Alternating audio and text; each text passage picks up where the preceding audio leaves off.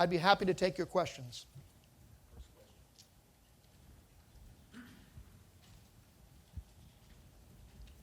Harold Hayes, KDK, Pittsburgh. The Paterno family issued a statement yesterday calling the free report pretty much an indictment, a charging document, not necessarily a verdict. Don't you usually conduct your own investigation, and why did you rely so heavily on the free report? The free report, as well as the data that came out of the criminal trial, provided extensive information in this case. The report has been accepted by the university itself. It was the result of more than 450 individual interviews, an examination of more than 3 million emails and other documents. It is vastly more involved and thorough than any investigation we've ever conducted. Next question.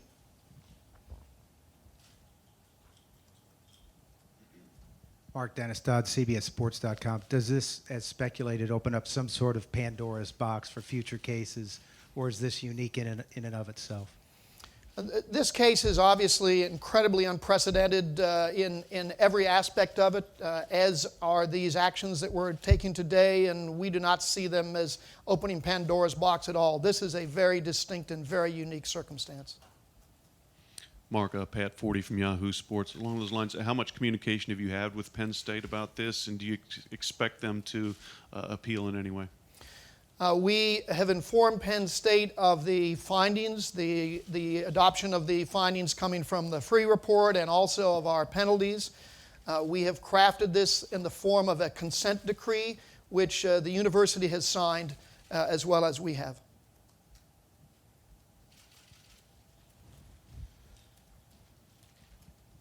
Pete Muntine, WGAL Harrisburg. Classify the seriousness of these sanctions for me. Do you consider this more serious than the death penalty?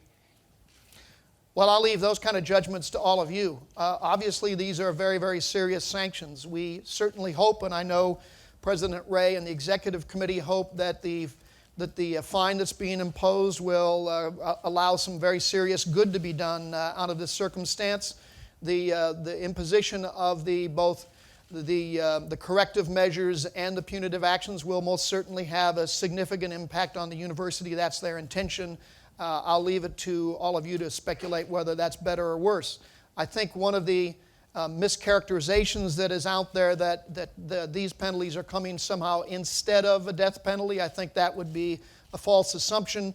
If the death penalty were to be imposed, I'm quite sure that the executive committee, and I may ask President Ray to speak to this, the executive committee and I most certainly would not have agreed to just the death penalty. It would have included other penalties as well. President Ray? Let me just briefly say that in our discussion in the Executive Committee and the Division I Board, we were very clear that in talking about options, we were always, if the death penalty were to be considered, or suspension of play really is appropriate, that in and of itself would not be the only penalty, that other elements would be there, not just punitive, but corrective, the kind that President Emmert talked about. There was discussion, there was, I think, some preliminary sense, and I can only tell you that overwhelmingly the Executive Committee and the Division I Board did not feel that the suspension of play would be appropriate.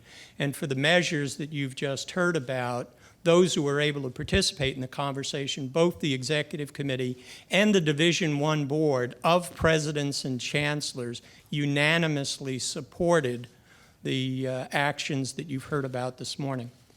I want to ask a quick follow-up about that. Did you take a lot of pressure from Penn State community, businesses, things like that? No. Next question. Rosemary Connors, NBC 10 Philadelphia. Are you considering the possibility of any future sanctions for coaches who were at Penn State during the years that this abuse occurred and who may be looking to coach again?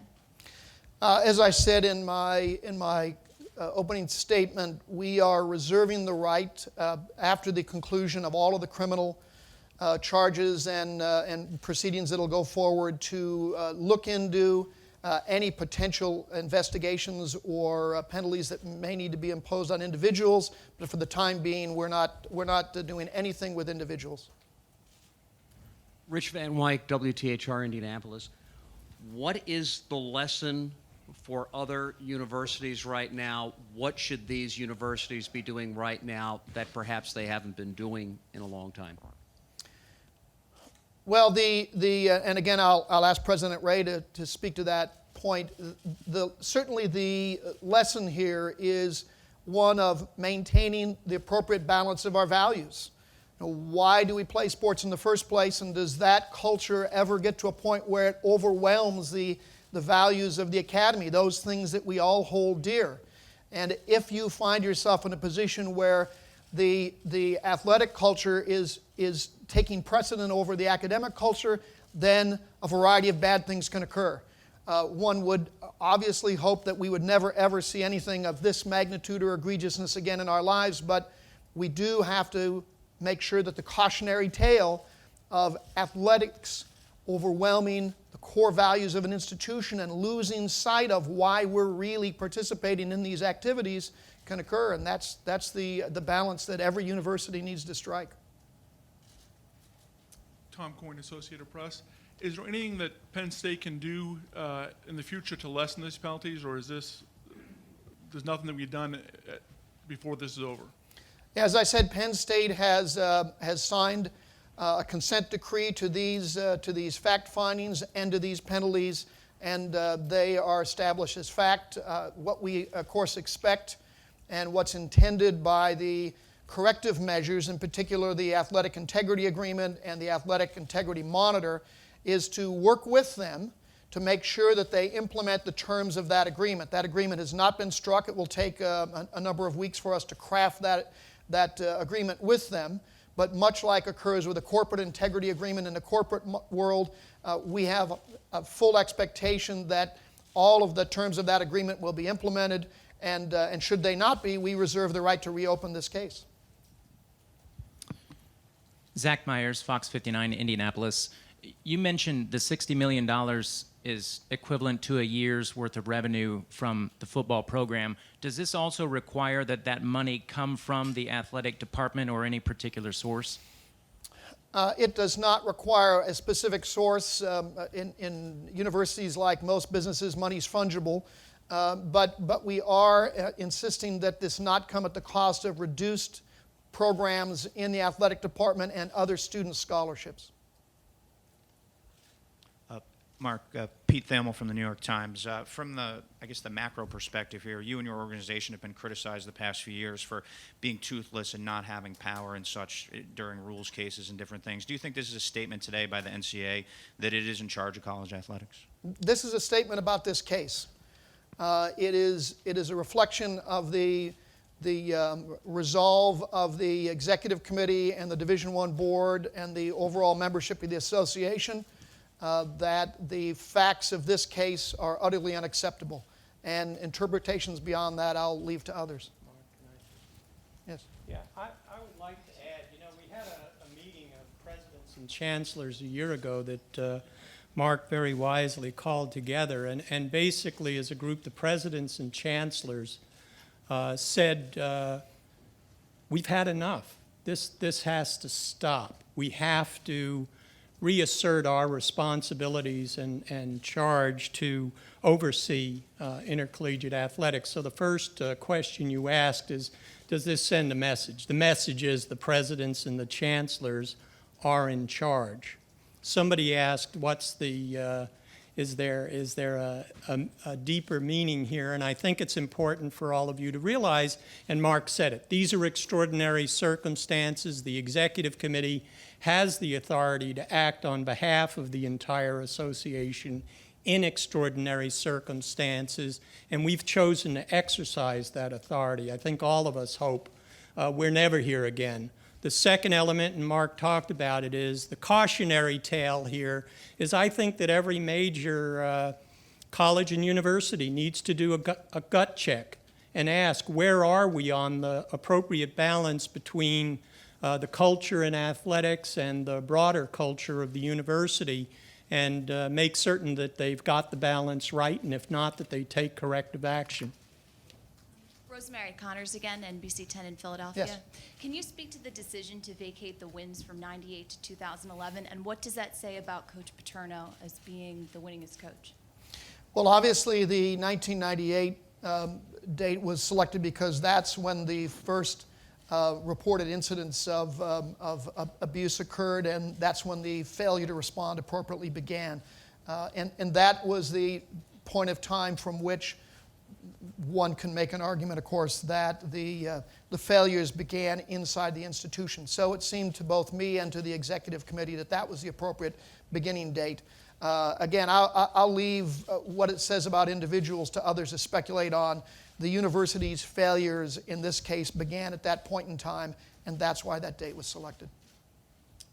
Michael Sansorino, Pittsburgh Post-Gazette. The traditional infractions process involves a hearing where all relevant parties get to state their case and really bring their own defense. How do you reconcile that although Penn State has signed the consensual agreement, there weren't all the relevant parties represented to offer defense, at least of their own reputation? Yeah, in this particular case, first of all, it's important to separate this from a traditional enforcement case. That's not what this was.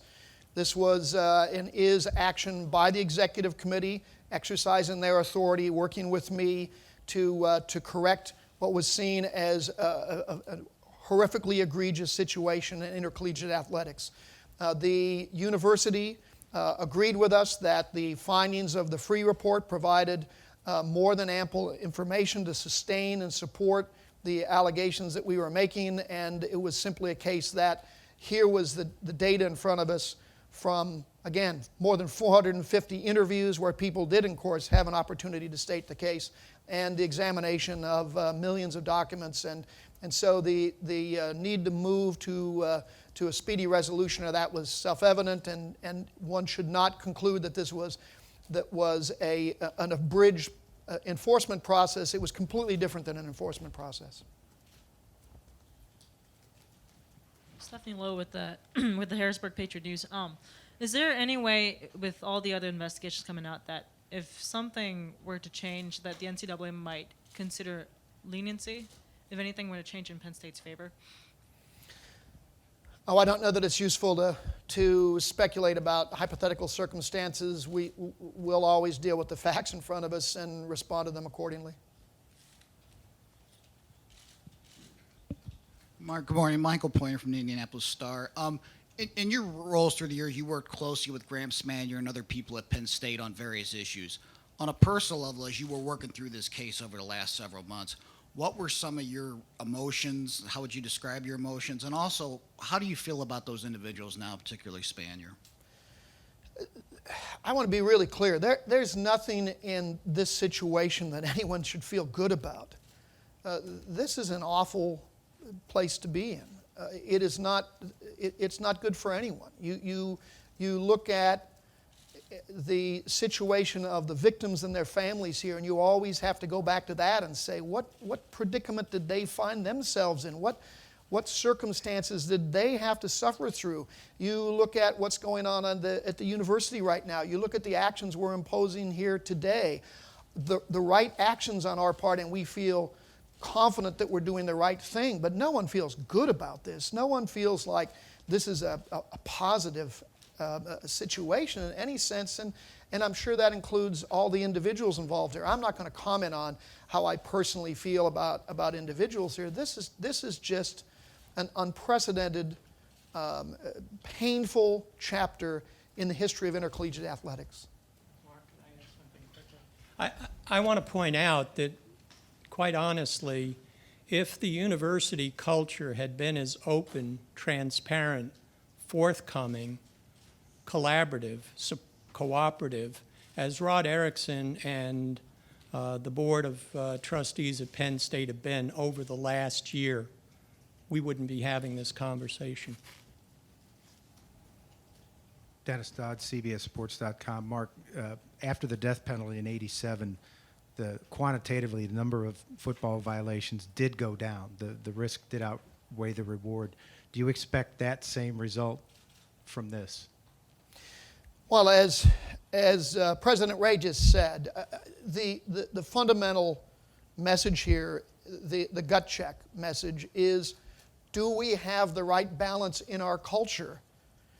Do we have, first and foremost, the academic values of integrity and honesty and responsibility as the drivers of our university, Or are we in a position where hero worship and winning at all costs has subordinated those core values?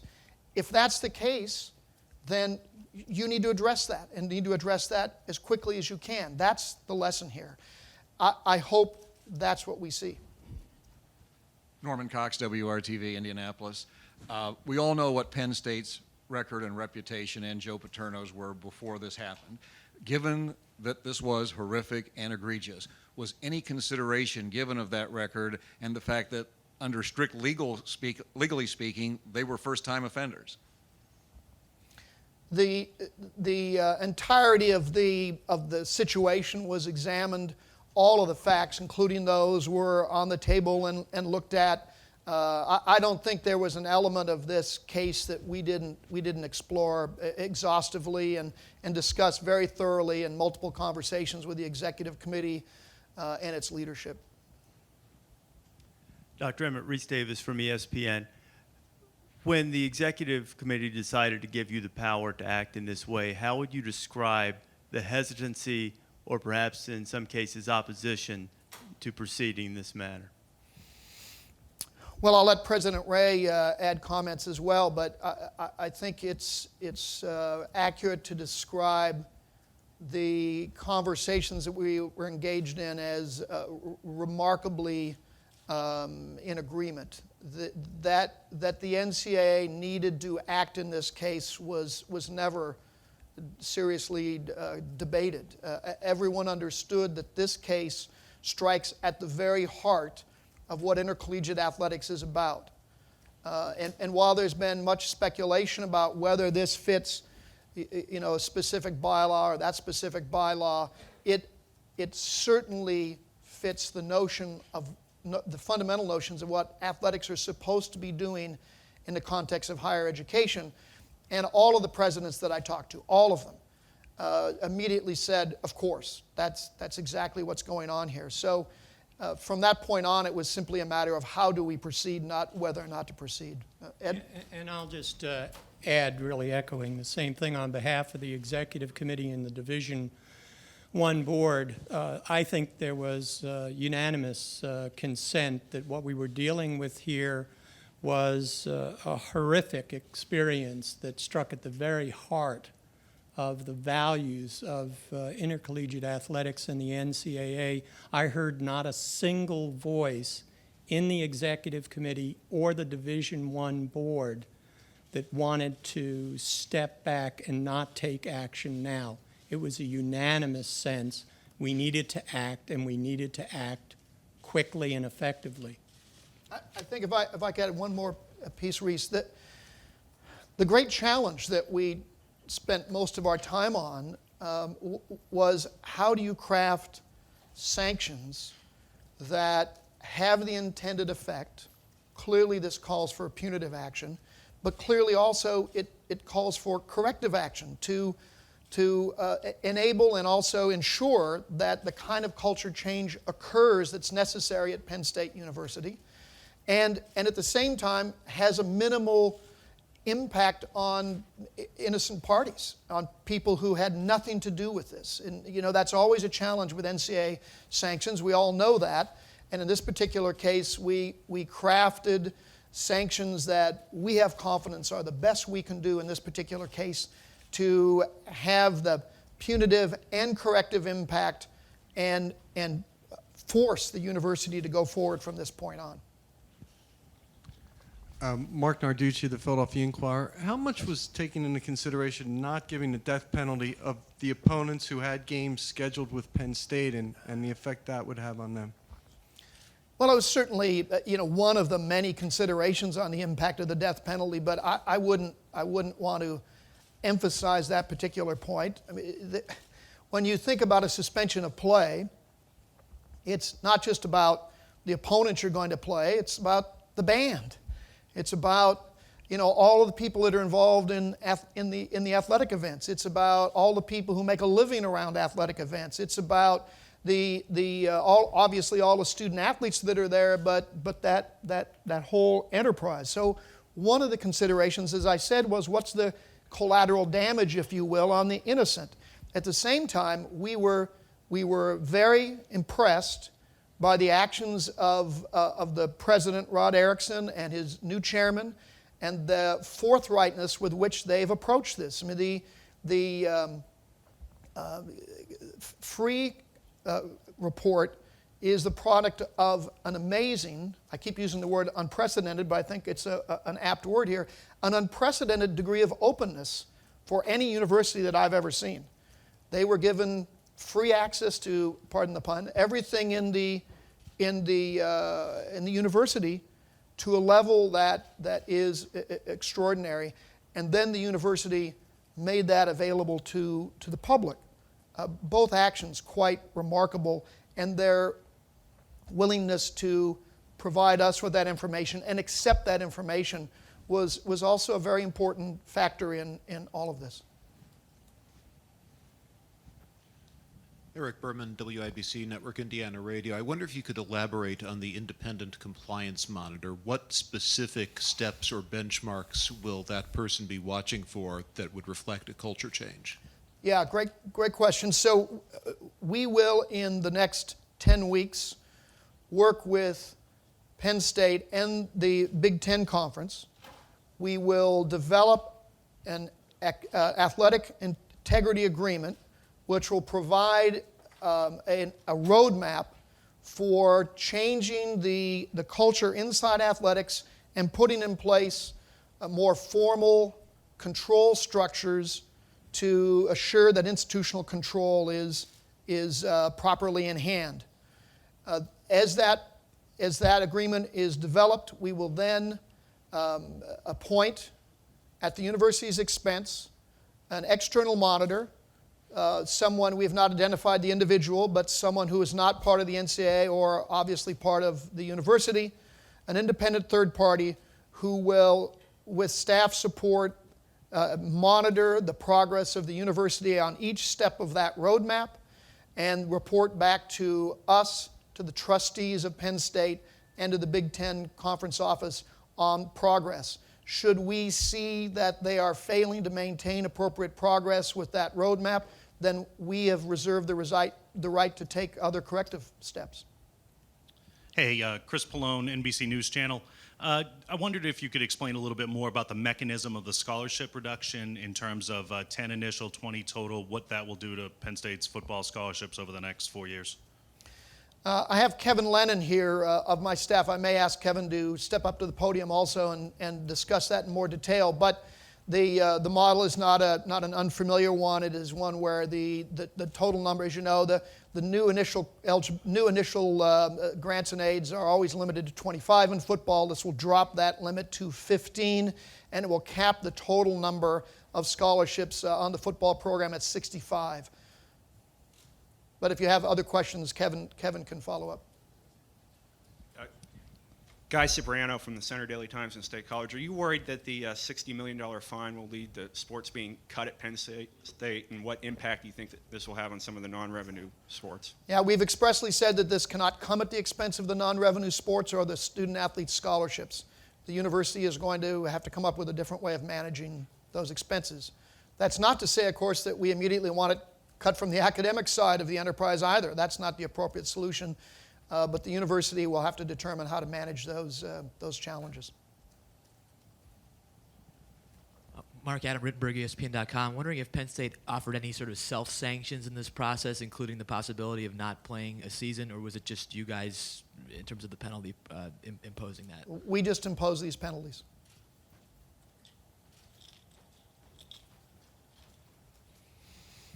Thank you, Mark.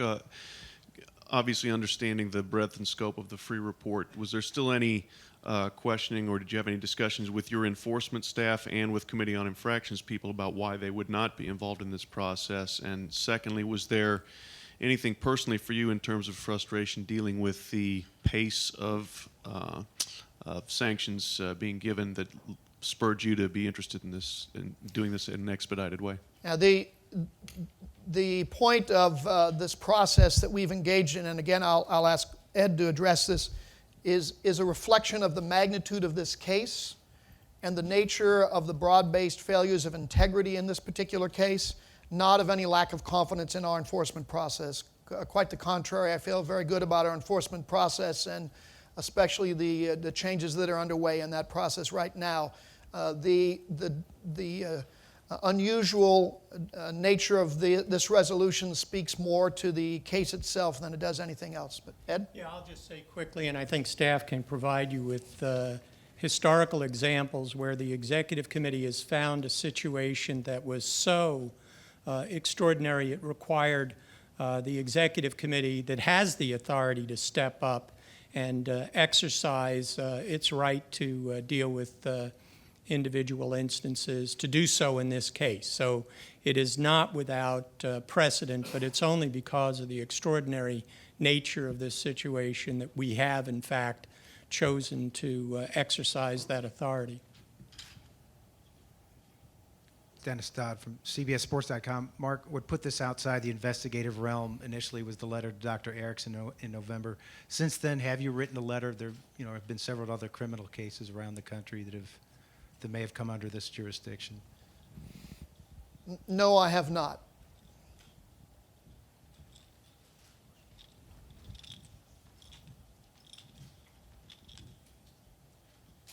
Bart Doan, CNHI Media, Hendricks County Flyer. I was just curious as to whether there was some sort of sense of urgency to get this done before the fall semester started, before football season started, and if there was, were you worried about any sort of reaction from Penn State students if there wasn't a decision made before then? There was clearly and remains a sense of urgency in resolving this case, period. It wasn't driven by the fall semester or upcoming football season. The timing was simply that following the extensive work of both the criminal investigators and the free report, the information was there, and there was no compelling reason to delay the process. Last question, please.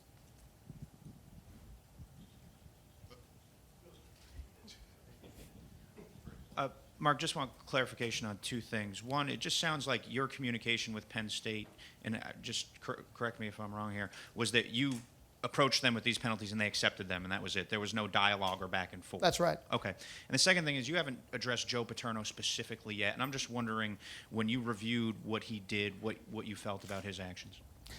Well, again, we expressly have in these sanctions and findings withheld judgment on individuals, and we'll continue to do so until all of the criminal investigations have concluded, and until then, we won't have any comment on individuals. Last question. Actually, that gets to my question. The free report being as comprehensive as it's been, why? Why hold back in dealing with the individuals until after the criminal proceedings if you have enough information based on the free report? And we don't want in any fashion to have our work become confused with or have any impact on the criminal investigations. They need to do their work. We, of course, have nothing to do with criminal investigations, and that process has to play out as it's going to in the coming months, and then we can come in and deal with individual issues should there be any. Thank you very much.